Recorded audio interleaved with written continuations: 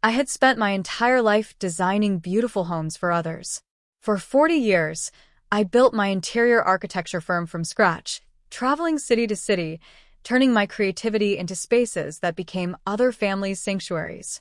At 64, I finally decided it was time to design something for myself. That's how I ended up in this oceanfront villa, the dream I'd been saving for since my very first paycheck. Boxes were still stacked against the marble counters. The only thing I had unpacked was my daughter's photo. Beyond the windows, the Pacific stretched endlessly. It was supposed to be my peaceful beginning. Then the phone rang. Daniel Miller, my late daughter's husband, spoke like he was giving orders. "Diana, we're on our way. 15 of us. Prepare the beds, towels, food, slippers. We'll stay for 3 weeks. We'll be there in 40 minutes. Jessica wants your master bedroom. It has the best view for her yoga videos." My hand tightened on the phone. The man who had already taken so much now acted entitled to the last piece of my piece. 40 minutes, 15 people, 3 weeks. My dream house was about to become their vacation rental. If you were in my place, what would you do? I'm Diana Whitaker. I did not arrive at this villa by accident or luck. Every square foot, every curve of the glass balcony, every detail was built on 4 decades of late nights, deadlines, and relentless clients. I had turned other people's dreams into realities while quietly saving for my own. I lived in modest apartments while designing penthouses. I drove a sensible sedan while clients parked sports cars in garages I created for them. Every sacrifice aimed at one goal, a home that belonged only to me. I raised my daughter Emily alone after my husband died young. I balanced motherhood with running a growing firm. Emily grew up watching me hustle, inheriting my warmth, if not my obsession with work. She met Daniel in college, a charming man with big dreams but no foundation. At first, I wanted to believe in his ambition. Soon, it became clear, his ambition thrived on other people's resources. The pattern started early. MBA tuition, $45,000. Wedding, $30,000. Down payment on a home, $60,000. Engagement, ring upgrade. Car repairs. Sudden bills. I gave, hoping Emily's whispered "thank you, Mom" was enough to justify it. But respect never followed the money. Then came the worst chapter. Emily fell ill. I poured $85,000 into treatments, hospitals, specialists. Money I gave without hesitation. But even in her final days, Daniel made it about him. Stress, debt, burden, career. At Emily's funeral, he whispered to another guest, "At least now we won't have all those medical bills." Those words carved a wound I will never heal. Over 6 years, I gave nearly $300,000, enough to buy a comfortable home or fund my delayed retirement. And Daniel still saw me not as a mother or a person, but as a resource. And now he called about the villa, not asking, demanding. He believed he had a right to my dream. 40 minutes, 15 people, 3 weeks. My hands rested on the marble island I had dreamed of for years. Outside, the Pacific waves were calm. Inside, I felt a storm coming. At first, I thought he might be bluffing. Maybe this was another manipulation I could ignore. But then engines roared on the winding coastal road. Dust rose against the afternoon sun. He was serious. The first car rolled into my circular driveway. Doors slammed, hammer strikes against the home I had carefully built. Daniel emerged first, sunglasses perched arrogantly. Jessica followed, phone ready to record. Behind them, more people spilled out. Children, friends, even strangers. Coolers, beach chairs, suitcases. It looked less like a family visit and more like a weekend rental gone wrong. "Diana, this is incredible," Daniel announced as if he had discovered the house himself. Without waiting for an invitation, he stepped inside. Sandy sandals squeaked on my imported Italian marble. Voices echoed off the high ceilings as people streamed in behind Daniel, dumping bags, kicking off shoes, cracking open beer cans. My sanctuary, my home, was being claimed as a free lodging. "Jessica and I will take the master suite," Daniel declared. He didn't even look at me. He assumed. Jessica squealed from the doorway. The lighting is perfect. I can shoot my morning yoga videos with the ocean behind me. Amazing content. My jaw tightened.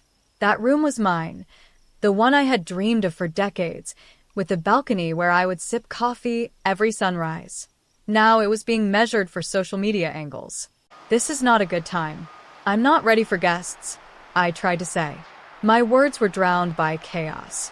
Mike, one of Daniel's college friends, whistled while rifling through the fridge. Man, she stalked. We're going to eat like kings.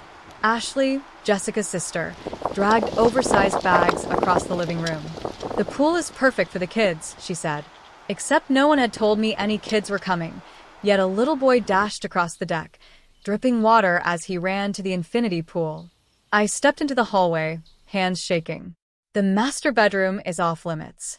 That is my space, I said firmly. Daniel's laugh was sharp and dismissive. A hand landed on my shoulder, not affection, command. Come on, Diana. Don't be selfish. You've got plenty of rooms. Jessica deserves the best view. Humiliation burned in my chest. My sacrifices, my work, my decades of saving. They were invisible to him. All he saw was a resource to exploit. In less than 10 minutes, my villa had transformed from sanctuary to vacation camp for strangers.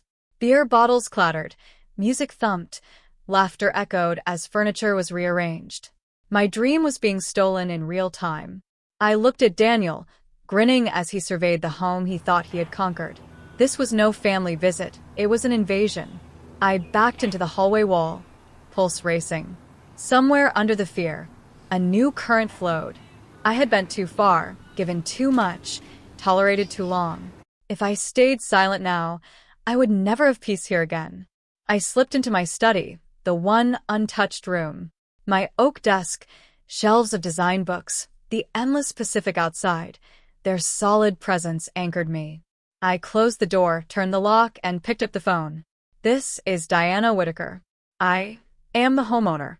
There are people in my house who refuse to leave. I need help. The words felt foreign, yet powerful. I was not smoothing things over. I was naming the truth. Outside, footsteps gathered. Daniel's voice forced cheer. Diana, come on. Let's talk like adults. I gripped the phone tighter. They've been told to leave and refuse, I said. 15 individuals. This is my legal residence. I have the deed. The dispatcher's calm voice steadied me. Officers are on their way.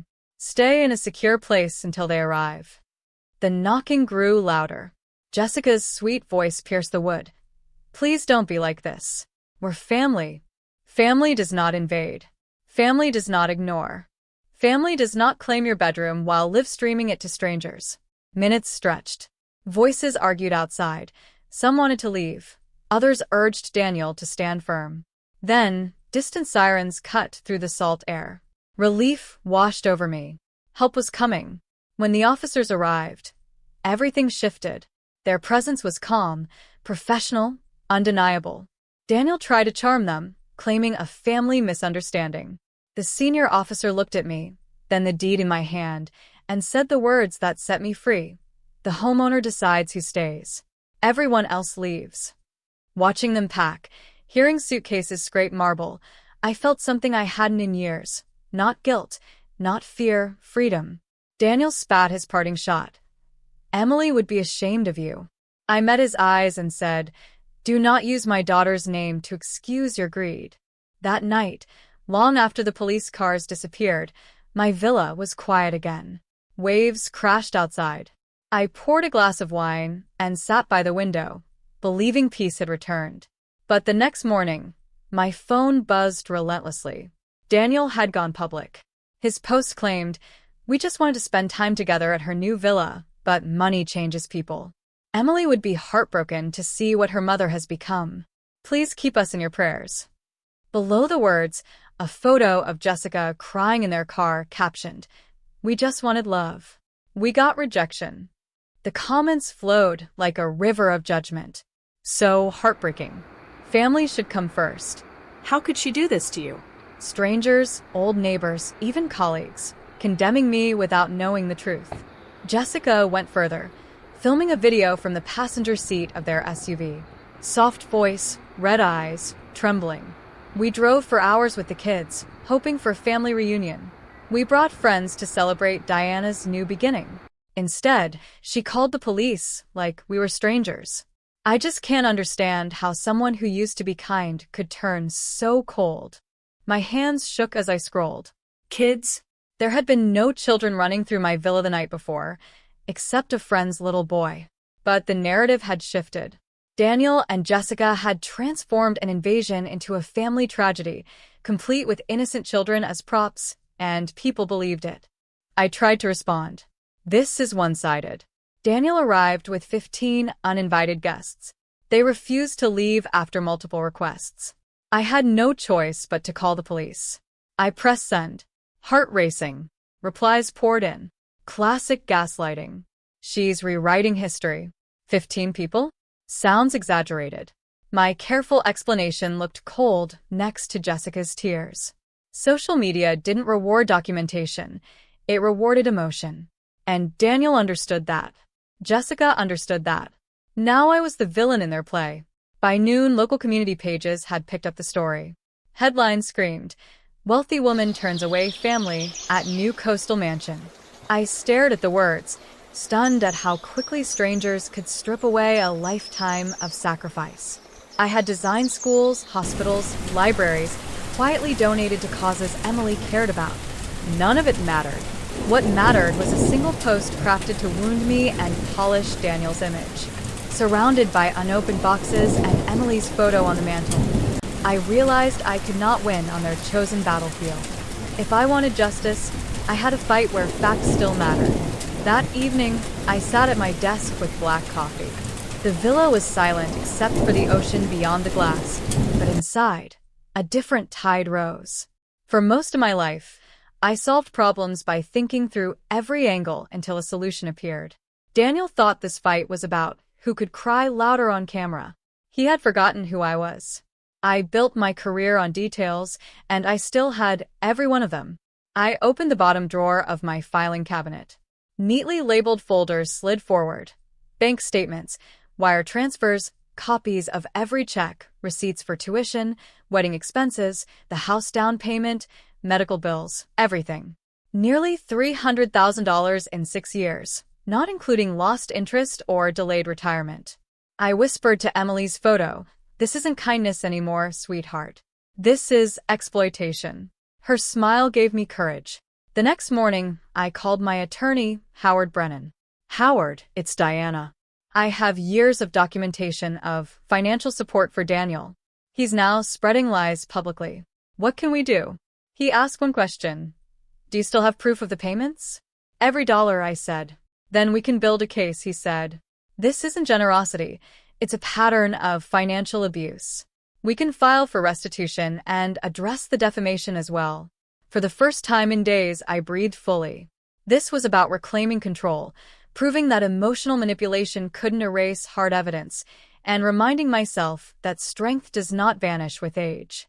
Monday morning, I walked into the courthouse with my briefcase heavy with proof.